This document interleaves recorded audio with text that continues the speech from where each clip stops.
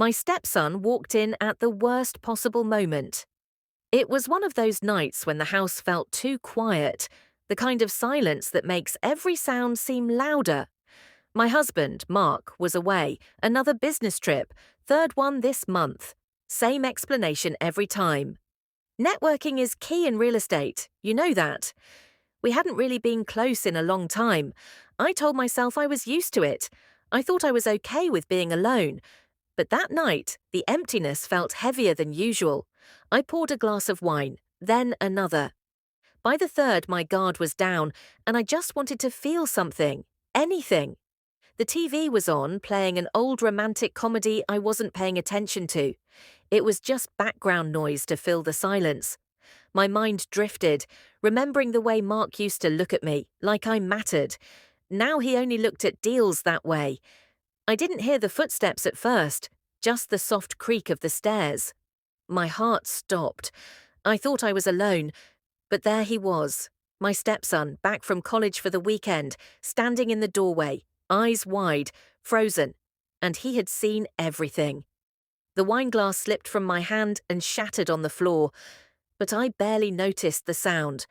What really hit me was the silence between us, charged, strange, and heavy with something unspoken.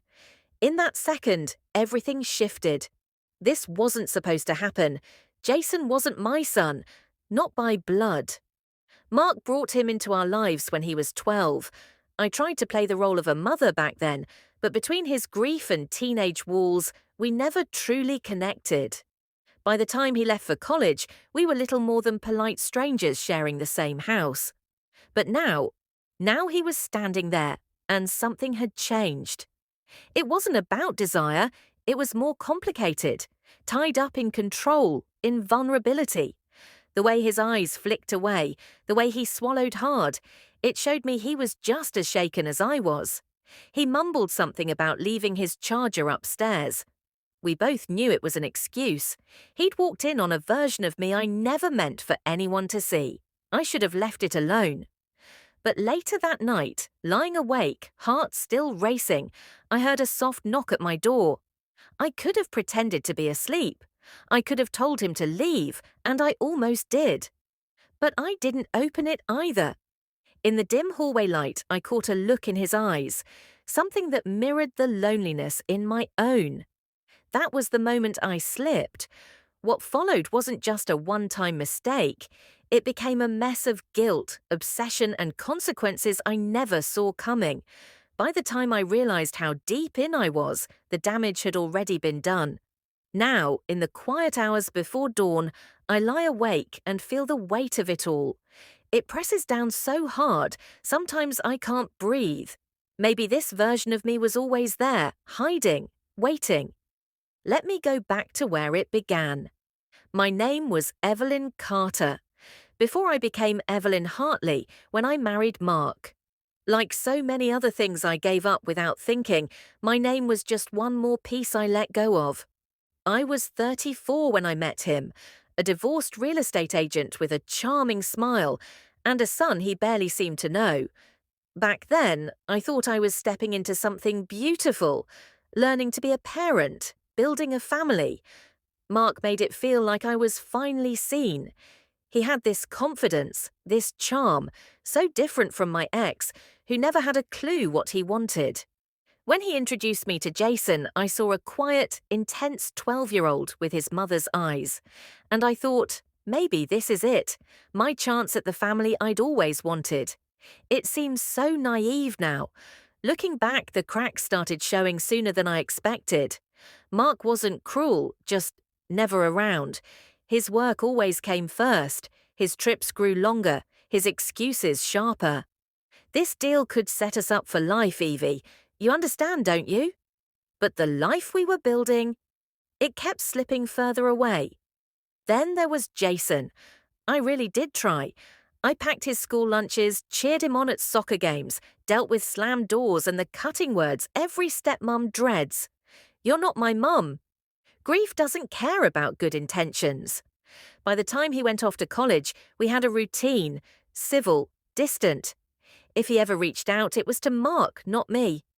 When he came home for the holidays, our conversations were short. I told myself it didn't hurt, that I was used to it. But I was lying to myself. That night, the night he saw me, I wasn't thinking about him. I wasn't thinking about anything at all, really. Just the quiet, the wine, and the growing emptiness on Mark's side of the bed. 6 nights untouched. I didn't see it coming. When Jason knocked on my door later, there was something in his voice. Uneasy, measured. I should have told him to go, but I didn't. I let him in, not into the room, but into something far messier. "We need to talk about what happened," he said, standing in the doorway, his words carrying more weight than either of us wanted to admit. I could have brushed it off, pretended I didn't know what he meant, acted like none of it mattered, but the way he looked at me, there was something steady and sure in his eyes, even as he seemed nervous. He wasn't going to let me pretend. And so I made the worst decision.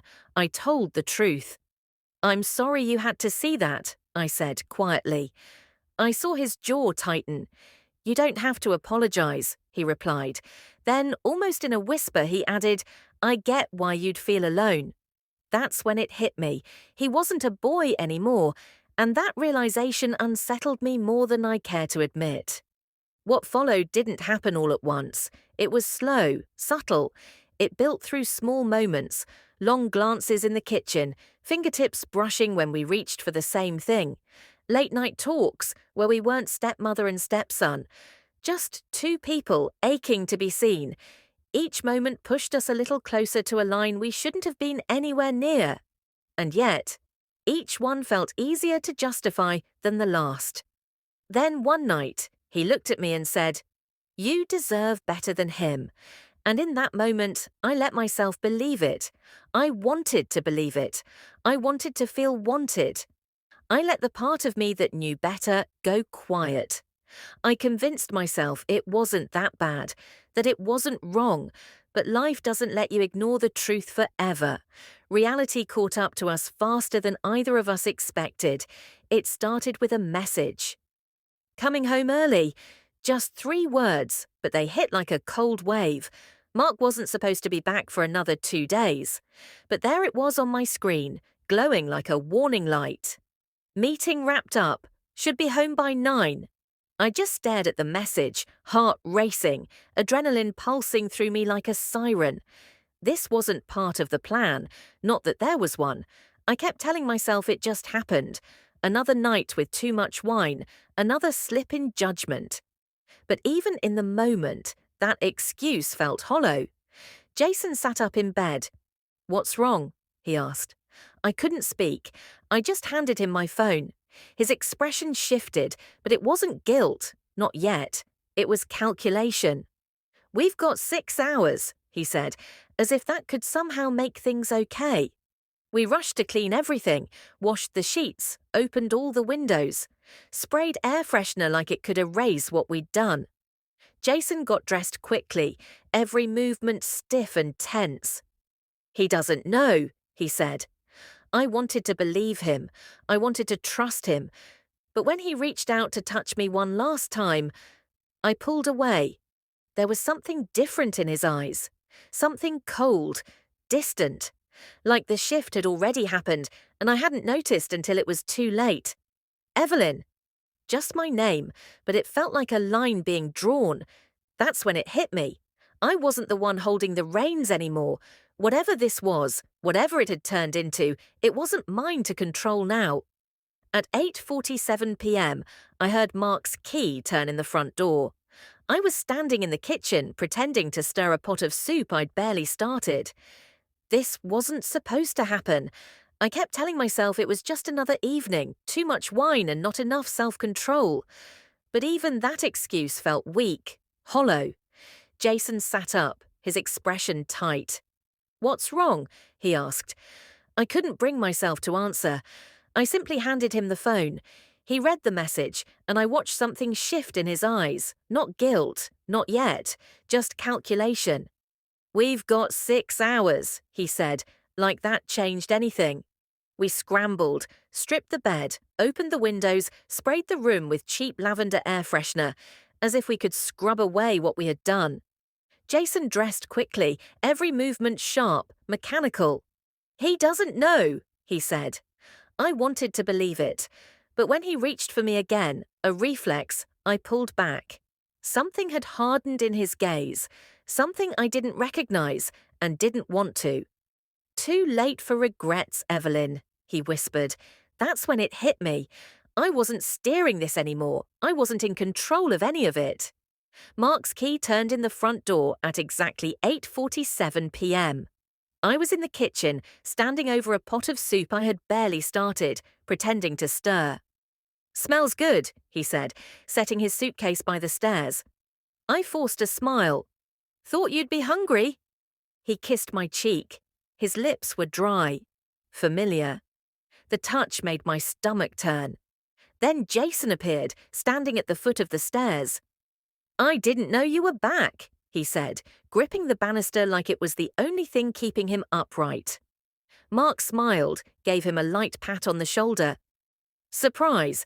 Have you two been spending time together?" A question layered with innocence and danger. Jason didn't even flinch. "We cleaned out the garage earlier," he offered, smooth as glass. A lie, but one Mark accepted without question. Later that night, as we lay in bed, Mark reached for me. His hand brushed mine. I turned away. "I'm just tired," I murmured. He sighed, rolled over. "You've been tired a lot lately." The words lingered in the dark, heavy and accusing. I stared at the ceiling, Jason's voice echoing in my mind. Regrets had already come and gone. The days that followed were unbearable. Every glance between Jason and me pulsed with something unspeakable. We didn't talk about what had happened. We didn't have to. Silence became our language, but craving doesn't vanish. It festers. It happened again, in the laundry room. I was folding towels when he appeared, close, too close. His voice barely a whisper.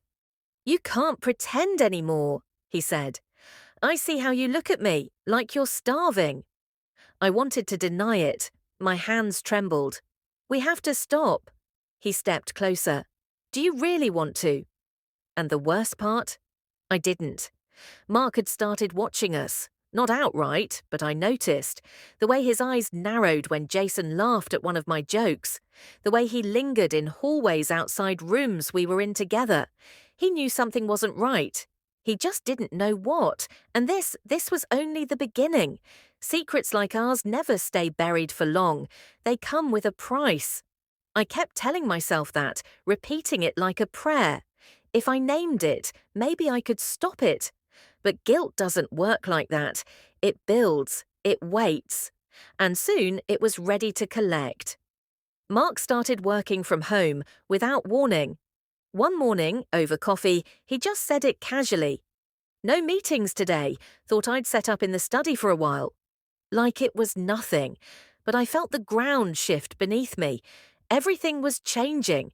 Mark had mentioned he'd be in meetings all week. "Consider that I'll be occupied," he'd said, glancing at his watch. He smiled, but something about it felt vacant. A ghost of warmth, never quite reaching his eyes. Jason paused mid-bite, toast hovering. At that moment, our eyes met, brief, involuntary, electric. It lasted only a second, but it was enough. Across the table, Mark's fork slipped from his hand and clattered against the porcelain plate. The sound rang out louder than it should have. The air thickened. I took a sip of coffee and scalded my tongue. Jason, ever composed, leaned back and casually reached for the orange juice, crafting a story with practiced ease.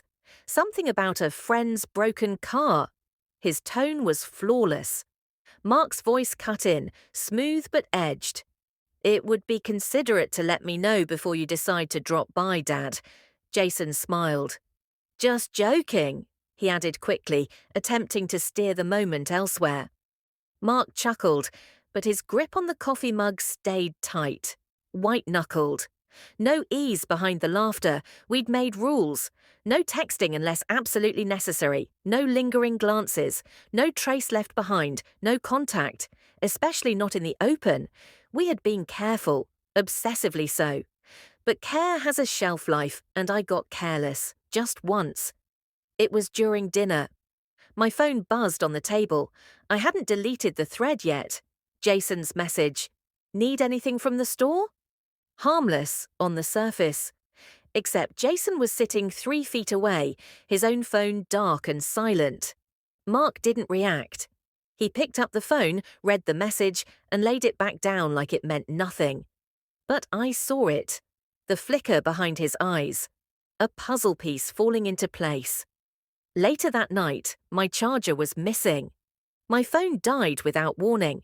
I found the cord unplugged and coiled neatly on the floor. A message, quiet, deliberate. Then Jason slipped. A crumpled receipt fell from his jeans while I was doing laundry. Belmont Hotel, room 214, last Tuesday. The day Mark was in Chicago. The same day I told Jason not to come to the house. I burned the receipt in the kitchen sink, watching it curl and blacken, then collapse into ash. It felt like confession, like penance. But when I turned around, Mark was in the doorway. "Smells like you're burning dinner again," he said lightly, his voice too easy. And then, just as casually, he said her name. Lindsay. A new junior associate, bright, driven. They'd shared a drink after hours, just talking. He mentioned her like she was nothing. But something had shifted, a subtle game had begun, and I couldn't tell who was winning. I looked up, stunned. "You'd really cut off your own son." Mark didn't flinch. "You'd choose him over your husband," he snapped back. The silence between us was suffocating. Then he said it. "I want you out by morning." Just like that. 20 years of marriage boiled down to a deadline. One day, 2 suitcases. He stood framed in the doorway, arms folded across his chest. "You'll hear from my lawyer." "Mark, just stop." But he turned away. That was the last time I saw his face in that house. The worst part? I might have been able to forgive him for cheating, but this felt like erasure, like I'd been scrubbed from the pages of his life. The front door clicked shut behind me at 5:47 a.m. By 5:48, I was calling Jason. He picked up on the first ring. "Where are you?" I demanded. "Motel 95. "Did you tell him it was my fault?" The question hung there, raw and trembling. "Does it matter?" he snapped. "Yeah, because I'm not taking all the blame for this." The line went dead before I could respond. Later, I sat in my car outside a Starbucks, watching my reflection in the rearview mirror. The woman staring back at me, a stranger, eyes hollow, lips trembling, skin tired in ways I didn't recognize. I had lost everything, my husband, my home, my self-respect. And for what? A thrill, a lie, a man who was already leaving me behind. At noon, the notification buzzed. Facebook. Jason tagged in a photo, with a blonde, at a beach bar. Caption, "Fresh start." No mention of me, no trace of what we'd destroyed, just blue skies and empty smiles. I hurled my phone against the motel wall. 6 weeks after I left Mark's place, the divorce papers arrived. So did something else, far more devastating. 2 faint pink lines. The clinic smelled like antiseptic and quiet disappointment. The doctor glanced at my chart, voice calm and clinical. "Based on your last cycle, you're about 8 weeks along." The words hit me like a slow, heavy wave. 8 weeks. I reached out to Jason, 13 messages over 3 days. He answered on the 14th try. "Damn, Evelyn, I'm at a tailgate." My voice cracked. I tried to speak, but nothing came out. "I'm pregnant." Silence followed, a thick, immovable kind. Then footsteps, a door slammed. Jason's voice dropped, suddenly sober. "You sure it's mine?"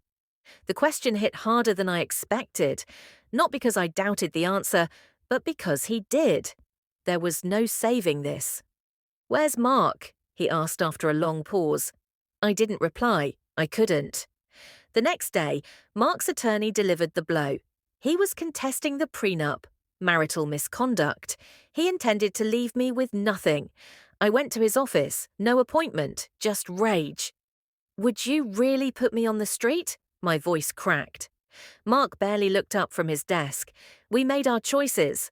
I dropped the ultrasound on his paperwork. You ignored me for years. You're not. His fist hit the desk. Do not put this on me.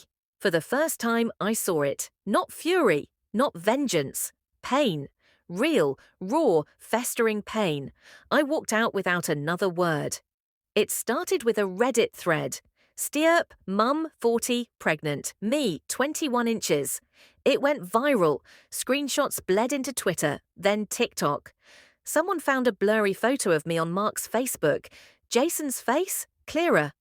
I threw up in the motel sink and shut off my phone. 2 days later, my sister Rachel appeared. Minivan idling outside room 217. You're coming home, she said, already taking my suitcase. I can't. Mum knows.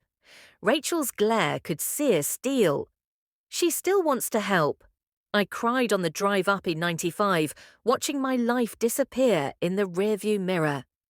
The house smelled like lemon cleaner and judgment. Mum served tea as if we were discussing job loss, not social collapse. You'll stay through the pregnancy, she said with cold composure. Then we'll adopt. Rachel rolled her eyes. Who'd want that baby? The silence ticked on. Mum placed her hand over mine. We'll say it's Mark's.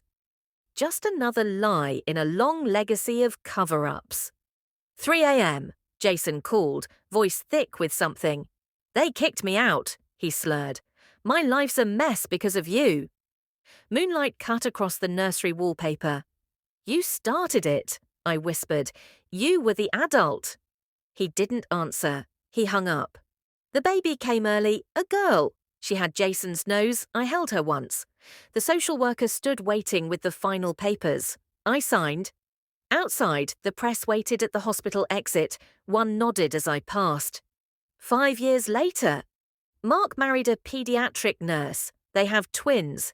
Jason works oil rigs in Texas. Sometimes I read about accidents. The body counts blur, but one thing stays sharp. The sound of that baby's breath, just once against my skin. Or, the baby is gone. Adoption closed. No updates. I work nights now. A 24-hour diner not far from Mum's. Sometimes people recognize me. Most pretend they don't. This wasn't a love story. It was a cautionary tale about hunger, about consequences, and the devastating cost of confusing loneliness for love. It lays bare the wreckage desire can leave behind, how isolation distorts reason, how longing mutates into recklessness, and how even the most irrational actions can feel justified in the dark. But betrayal is never solitary. It echoes, it fractures, it maims the people it touches, partners, children, families, leaving wounds that outlast any pleasure or defiance. The story shows what happens when you believe an emotional void can be filled with something forbidden, especially when that bond plays out within imbalanced power, within bloodlines that were never meant to be blurred. These connections don't withstand reality. They rot under guilt, collapse under shame, burn under scrutiny. And in the end, every excuse dissolves.